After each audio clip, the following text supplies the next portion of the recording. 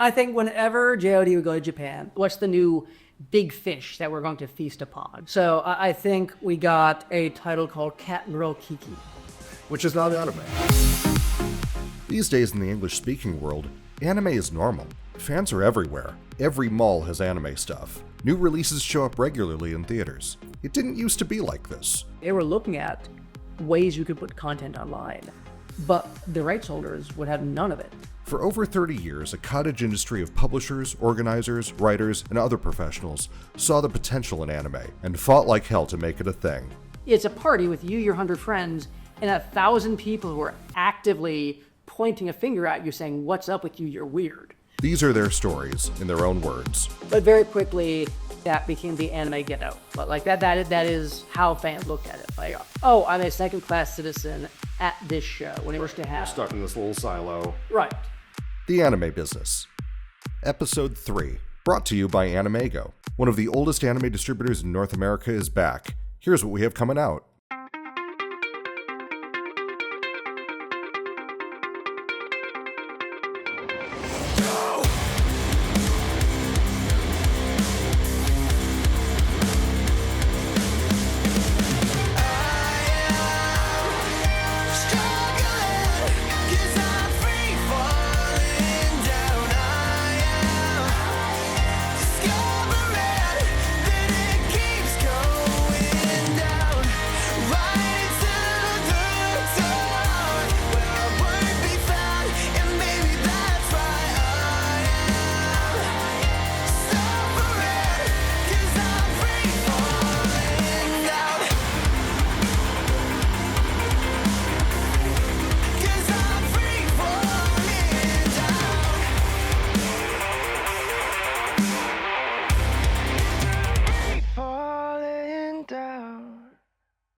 Buy it today at MediaOCD.com for an exclusive slipcover, or from other anime retailers. English and Japanese captions are courtesy of the Kleckner Foundation. Thank you. DVD was it? Yeah, I love it. That's 2003. Okay, all right. It wasn't yesterday. Yeah. Good? Rolling? Yep. Cool. Everything's good. This is Peter Tatara. We've been friends for pretty much our entire careers. We're very similar, except he's a little younger and a lot less cynical.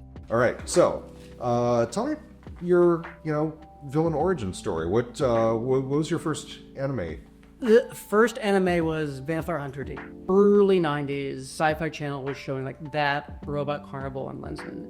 And I'm 10, 11 years old or something. And my only previous exposure to anime my only previous exposure to cartoons is Saturday morning stuff. Yeah. And suddenly, here's this movie that's dark, that's gothic, that's brutal and beautiful, and I have no frame of reference for what this thing is.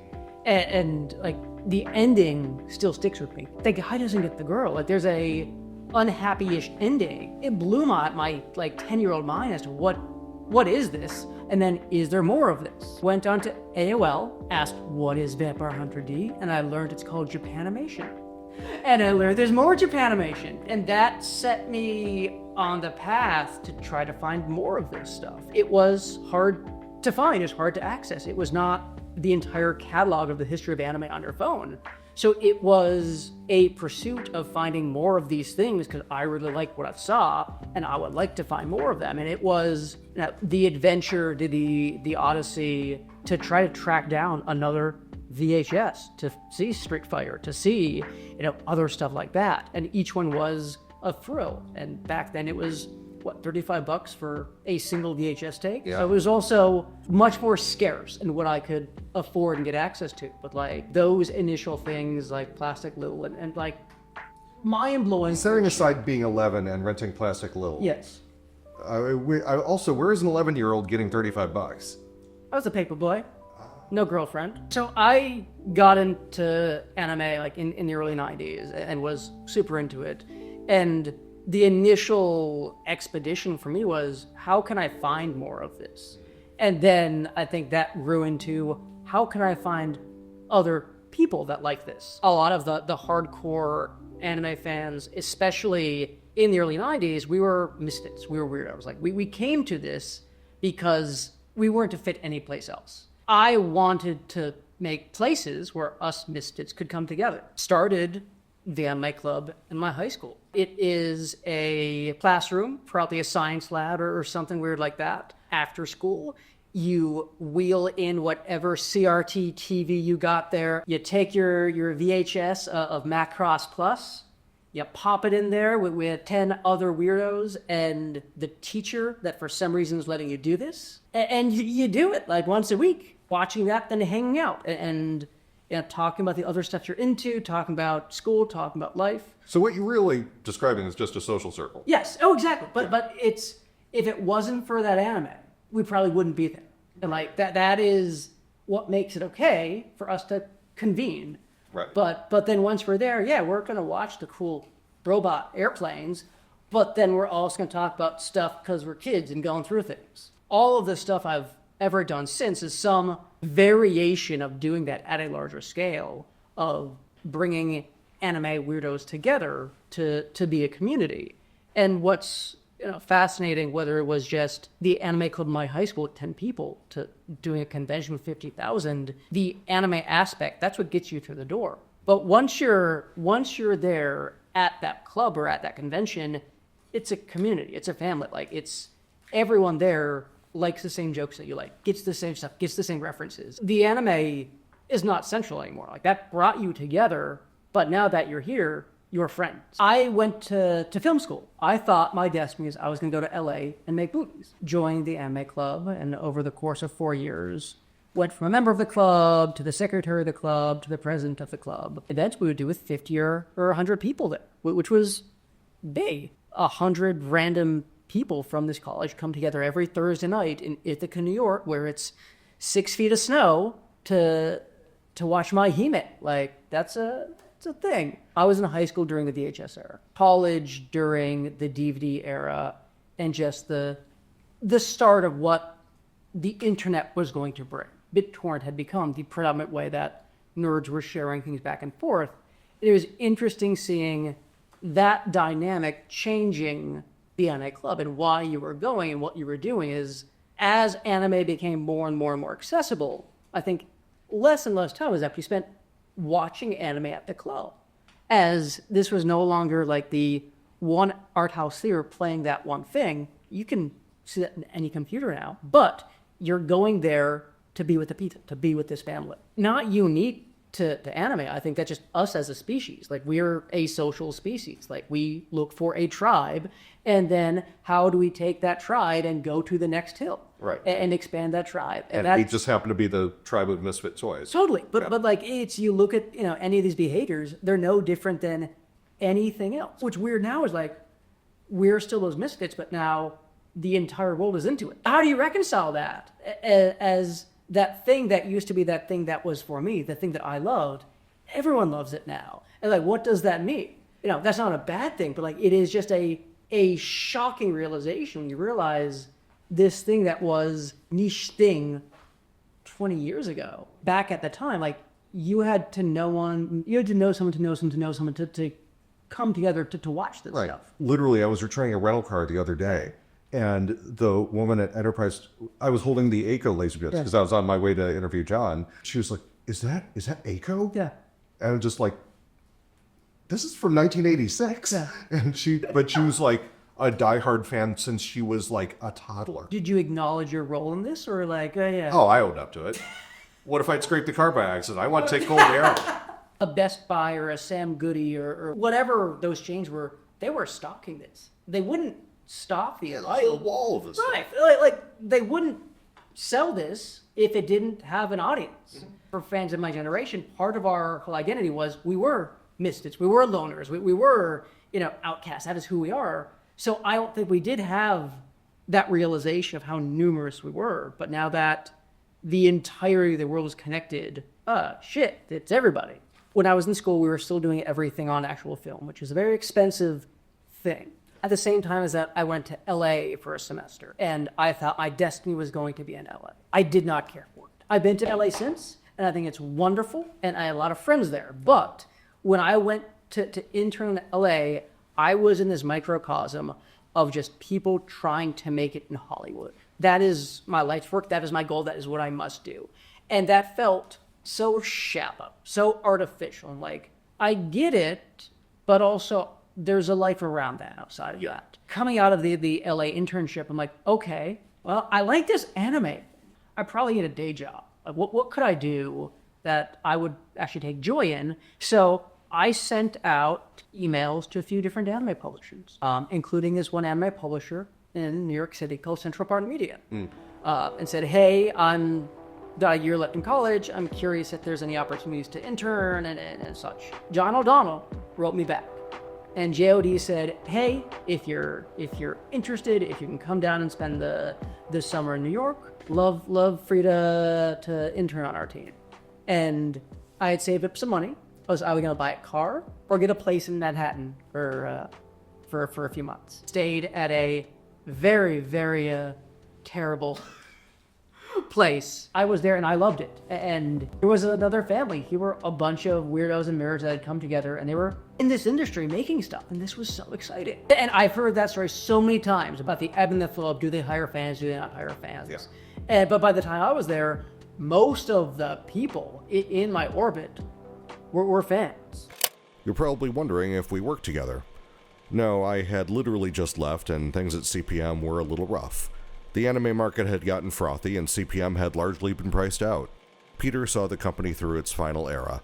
They were professional fans that could operate as normal human beings, but they were fans of this. Right. So I interned with them for like the last summer I was in school. After that, continued in a quasi-remote internship, helping with bits and pieces of things. He offered me a job. So I was deeply fortunate where a week after graduating college, I moved down to New York City to start at Central Park Media. Golden, but like that's unheard of. Everything since then, like, comes from that. And JOD's own fingerprints in my career continue after that as well. Roughly a year at CPM, I was there in the last chapter of the company. I was one of the folks there as it closed up. I think whenever JOD would go to Japan, I think it was hoping he'd come back with new, exciting, awesome things. What's the new big fish that we're going to feast upon? So I think we got a title called Cat and Roll Kiki. Which is not anime. Which is not anime now. That was, I think, one of the last 3 titles in the Asian Pulp Cinema collection. Asia Pulp Cinema was John's attempt to sell cheaply made Japanese exploitation films. There was some art to them. But was there? Thinking about CPM, I was there for a year. And any job I've been to since, I've been there for close to 10 years.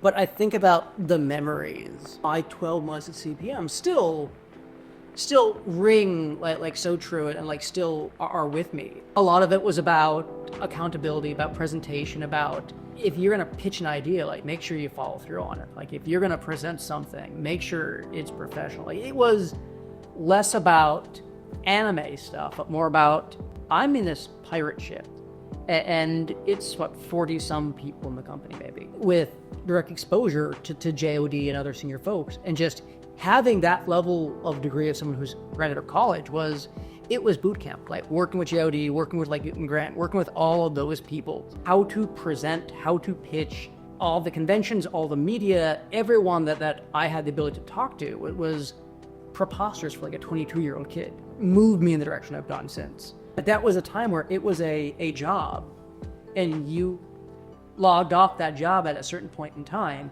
and you went home. And then you would come back the next day and turn on your computer and do your job. I think back at what a time that was.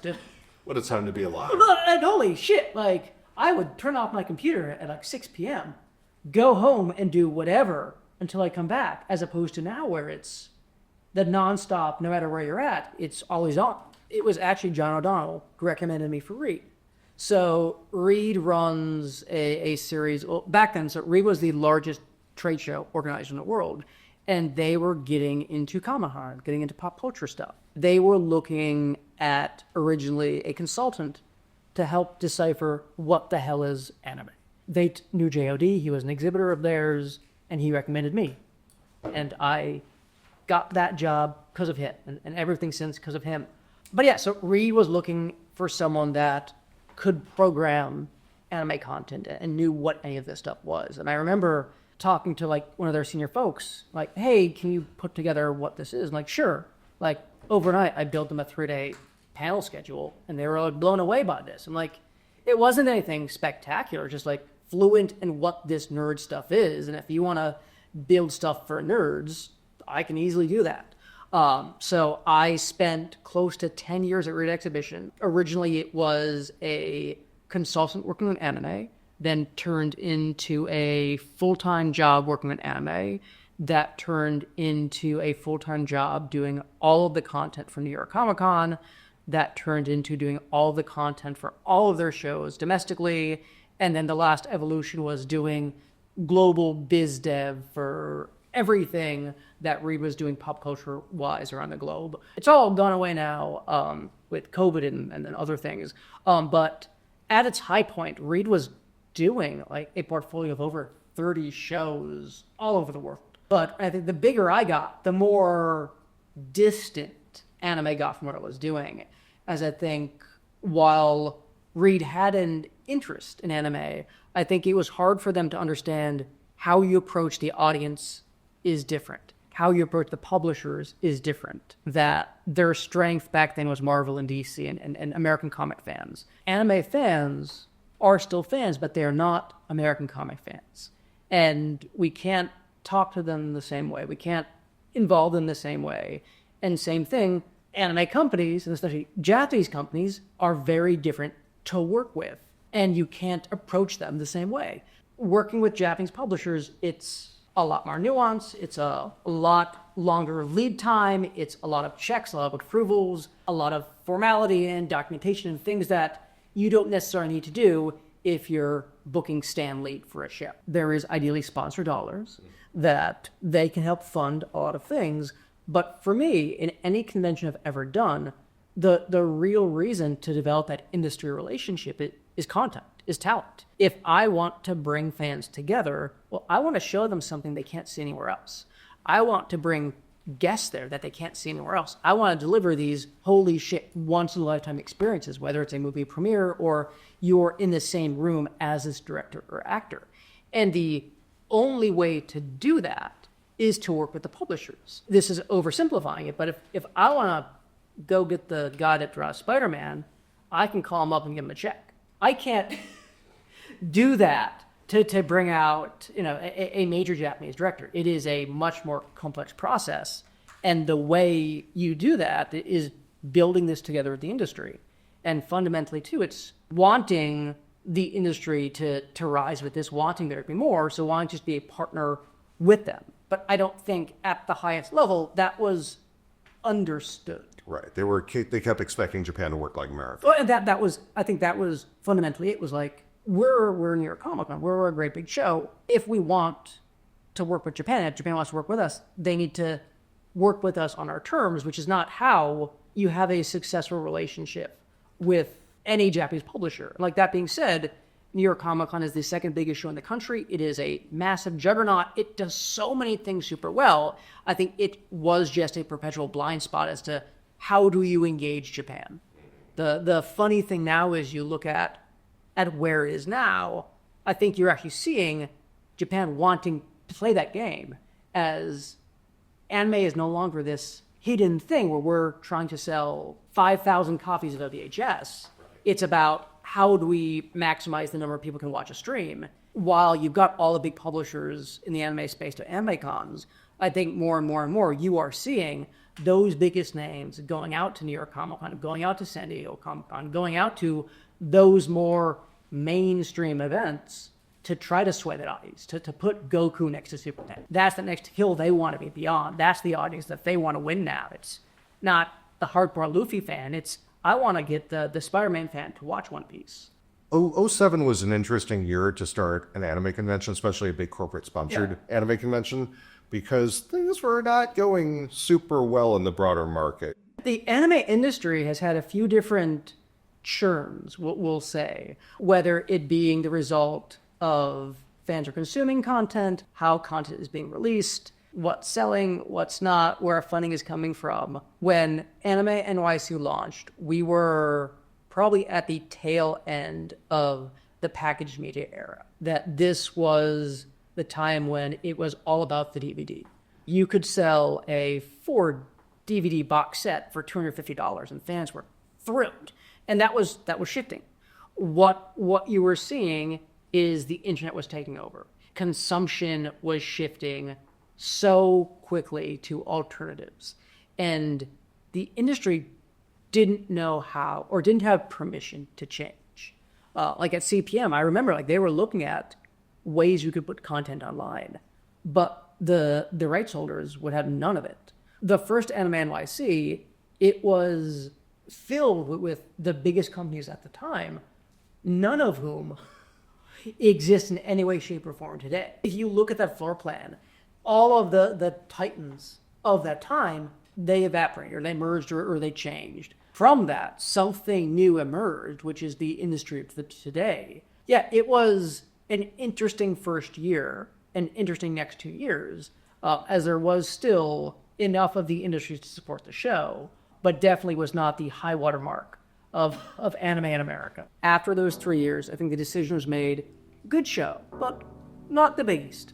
And over that same time, New York Comic Con was exploding. Enormous. Javits was at capacity. Yes. So the decision was made, hey, rather than giving the anime kids their own show, all the dollars that go into that, plug them into New York Comic Con. Bring that fan base, bring that content into New York Comic Con.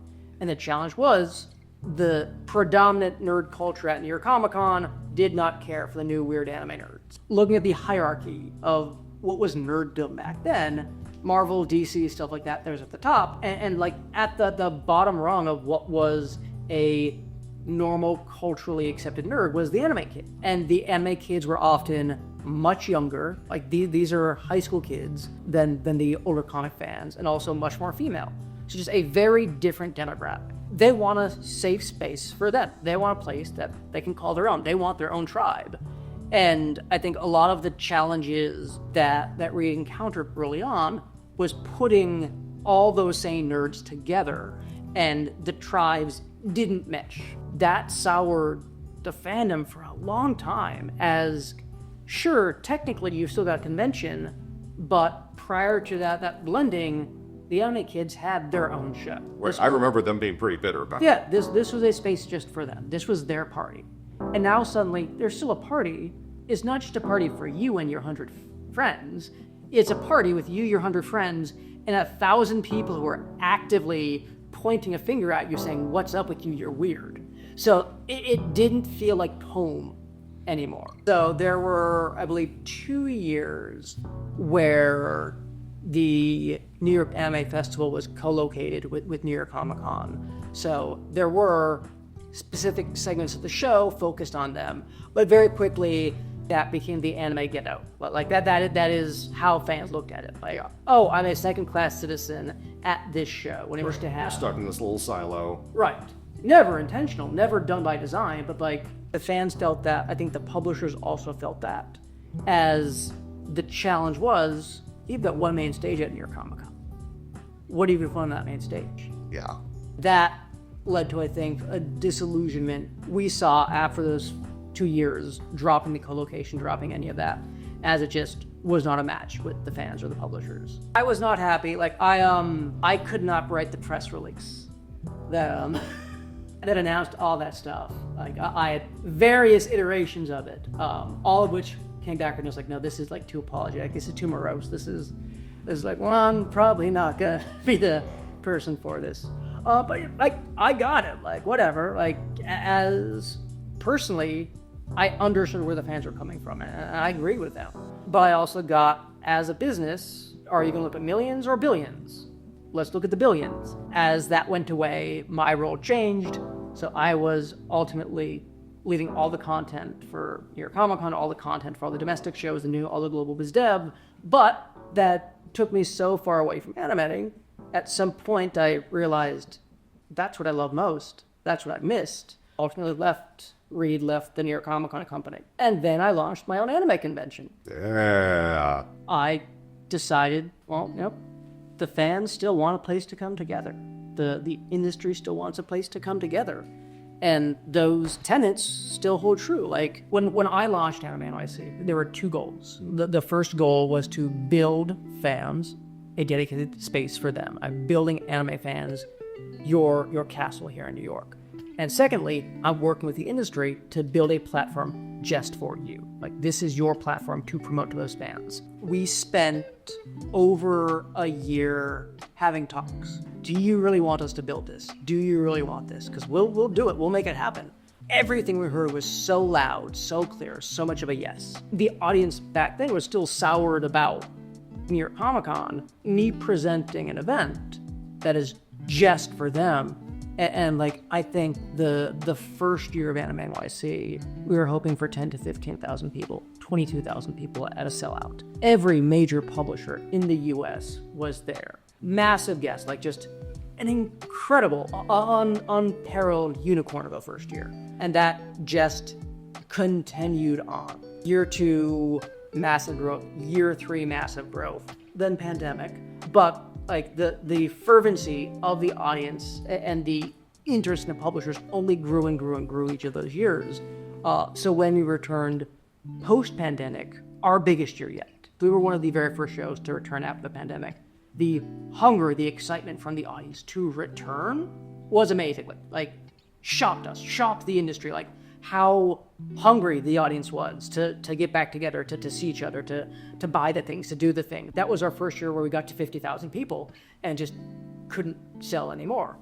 We also had a lot of very legitimate challenges of moving those people into the building that changed how we did everything since.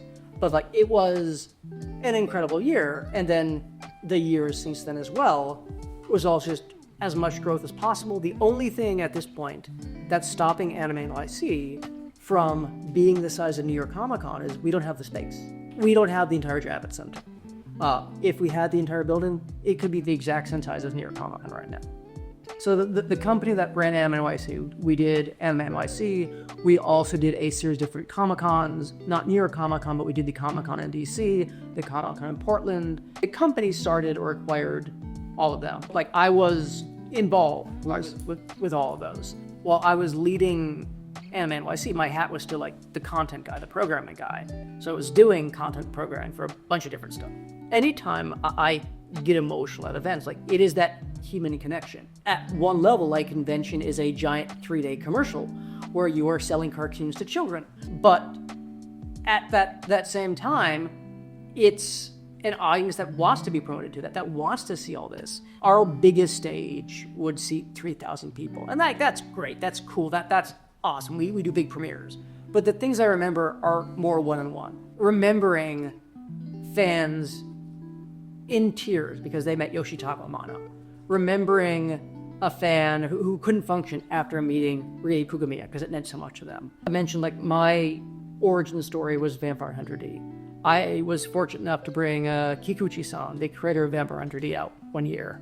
As serendipity would have it, was over his birthday. So we did a birthday party for him and 10 super fans.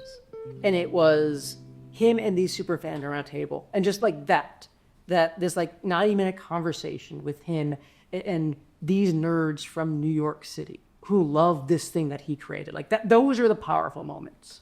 Or the last show I did, we had Isayama-san, the creator of Attack on Titan. In addition to all the fan stuff, we organized a meeting with him and Bryce Papenburg, who's the voice of Eren Yeager in the US. This was very private. Like, this was not a thing in front of people. This was supposed to be like, hey, let's give them 5 minutes to connect. Like, we should introduce these two folks because they're physically here. That turned into like a 45-minute conversation between two of them, just talking deep about both of their places within this epic juggernaut that only a very few people could discuss at that level, and just what it means to be part of this, what the deeper thoughts and meanings are, and just like Isayama talking to Bryce about what's coming, like giving him thoughts, and Bryce asking about like how to perform as like it was a very amazing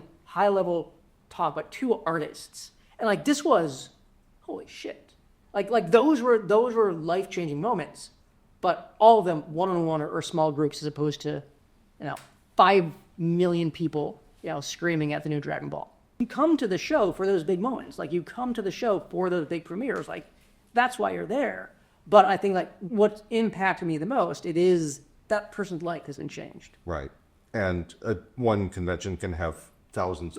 Yes, yeah. Like, it's amazing, like, to see people who choose to get engaged at an event at Throne. Like, I think it's a foolish decision to make. But, for an event to be so meaningful that they're going to engage in it, or other major life moments there. Like, that's huge, where people celebrating their birthdays there, or these things. Like, you're making this part of your life at a much deeper level. On one level, yes, these are events that sell cartoons, but, like, they have the power to change lives. And whether that is meeting a guest or just seeing that you're not alone and seeing that it gets better, to see that there are people out here that understand you. So I've spent 20 years in and around the anime industry, whether it was working for anime publishers or working for convention companies or everything in between. I made the decision a few months ago. It was my time to take a step back. I was turning 40, and as much as I had loved running events, was 100-hour weeks nonstop, and realized at some point I'm gonna break down. But I still like this. I still like the space. I like the fandom. How can I still do something here? At the same time as that, some friends reached out to me from an organization called Japan Society. And that's where I'm at now. So Japan Society is a century-old nonprofit focused on bringing the U.S. and Japan closer together. We do over 100 events a year, from art and culture, business and policy, language workshops, performing arts. I have the honor and the privilege to run their film program. So I oversee 365 days of events here focused on cinema. And we are home to the largest Japanese film festival in North America. I am deeply humbled to have this opportunity. And I still get to play in the anime space and program anime. But now it's not just anime. It's the whole full breadth of Japanese cinema. And what really touches me about Japan Society is I'm used to working in convention centers. And convention centers they're warehouses, they're boxes, that they are concrete slabs that you put stuff in. You dress them up and you can make them look not terrible, but really it's just an empty concrete shell. You look at where I am now at Japan Society, this place has welcomed such luminaries from across so many different fields, and the stage I program for has legitimately welcomed presidents and prime ministers. So to present Kaguya-sama Season 3 on that stage, like, that's awesome. It's what's changing. So I think it's an ongoing dialogue and an ongoing evolution. But I think, what does Japan mean today? It means a lot of things. And it does mean ikebana, it means sushi, it means kabuki, it means the traditional arts. But I think anyone under the age of 40 has probably discovered Japan because of the popular arts. And this space understands that. And me being here is not to turn Japan Society into an anime convention, but I think there is the interest now to blend those worlds, to still present classical eternal Japan, but also present what does Japan mean today and tomorrow. And like, you look at this, those audiences, those conversations with the popular arts, they're happening now, just not here. They're happening at conventions. They're happening at bookstores. They're happening not in this beautiful forum. So the goal is to start to make this a home for those kinds of audiences and those kinds of conversations, in addition to all of the things that we're well known for. It's going to take time. It's going to take learning to do that. But the opportunity is so exciting. And when I think about, could I have done conventions for another 5 years? Would I have a lot more gray hair, a lot less hair? Yes. Could I spend those next 5 years trying to build something new here? Yes. And building something new here is terribly exciting. The opportunity to build something in a century-old venue that's known for arts and culture. That's exciting. And doing stuff here too, it's also reaching the anime fan audience. But also there are people here that would never go to an anime convention. And there are things like who are new fans. Like, there are so many fans that would not go to a convention. That's not right for them. Whether they're older fans or lapsed fans or younger fans or more casual fans. We're like, oh, I watched this, but I don't watch it that much. And being in a space like this, I can touch all of it.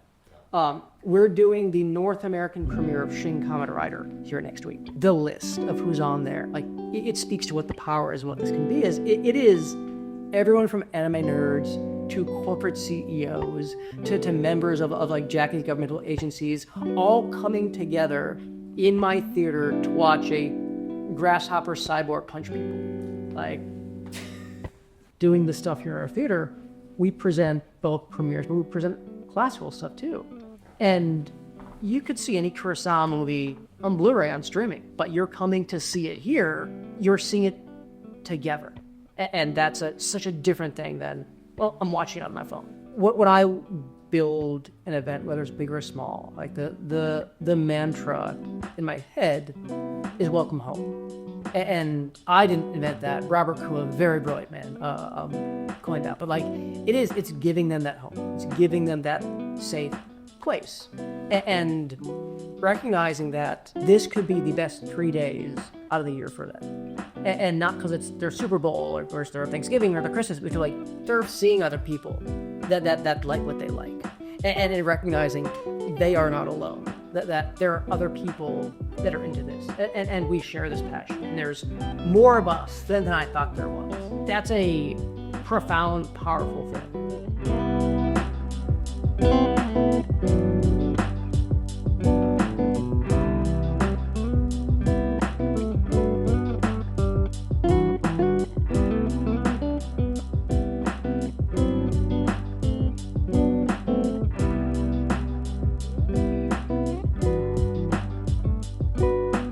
We jumped over the COVID years a bit. Yeah. Like what was so interesting, like being in the live event space during those years,